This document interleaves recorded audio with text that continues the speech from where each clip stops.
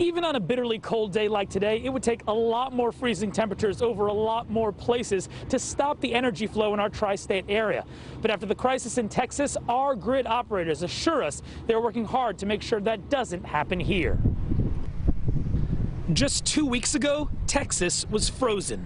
No power, no water. It's been a lot. And the frustration built when the lights went out.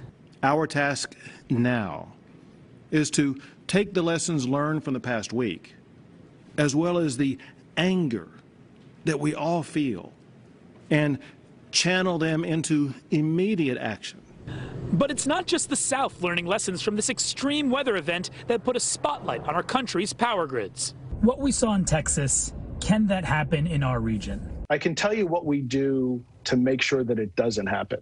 Here at home, PJM operates our energy grid, which means managing electricity for 65 million people across 13 states, including Pennsylvania, New Jersey, and Delaware. We keep the lights on. Senior Vice President of Operations Mike Bryson tells me, unlike Texas, our grid is interconnected with other grids along the East Coast and in the Midwest. And so it gives us additional resources that we can actually depend on if we are a little bit tighter. And certainly that happened back in the polar vortex.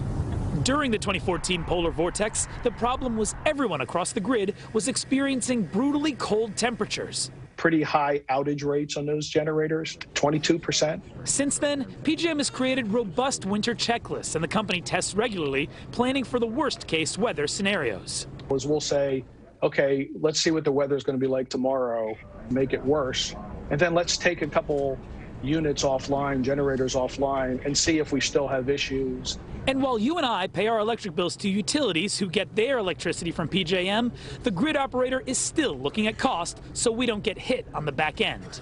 Given a set of choices to keep the lights on, we will always pick the cheapest. As the weather gets more and more extreme, preparing for the worst is less and less hypothetical. Now, with winter hopefully mostly over, PJM is preparing for the spring and summer months. That means fixing and maintaining some of their infrastructure after that cold, snowy winter, but also preparing for many 100-degree days to come. Danny Freeman, NBC 10 News.